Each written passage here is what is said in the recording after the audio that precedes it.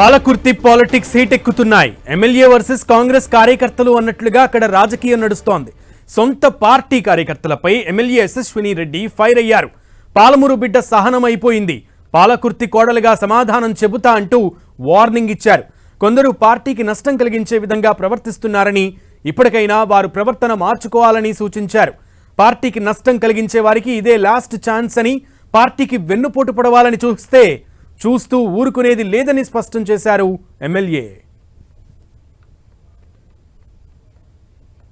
కాంగ్రెస్ పార్టీలోనే ఉంటూ కాంగ్రెస్ పార్టీకి వెన్నుపోటు ఓడిసేటోళ్ళు ఉంటే మటుకు పాలమూరు ఆడబిడ్డ సహనం అయిపోయింది. పాలకుర్తి కోడలు సమాధానం చెప్తుంది. ఎంతకన్నా ఓపిక ఉంటుంది ఎవరికైనా?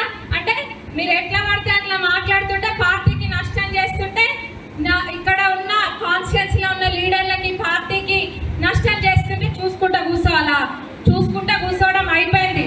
ఇంకా సమాధానానికి ఎదురు సమాధానం మీకు ఖచ్చితంగా వస్తుంది.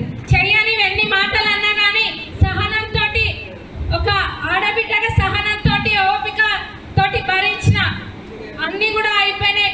పార్టీలో ఉండి దొంగ వేషాలు వేసే దొంగలకు కూడా చెప్తున్నా, పార్టీ పేరు చెప్పుకొని ఉండేటోళ్ళు ఎవరైనా మేము కాంగ్రెస్ పార్టీ అని చెప్పుకొని కాంగ్రెస్ పార్టీకే వెళ్ళిపోతూ ఓడిచేటోళ్ళు ఉంటే మనకు చివరి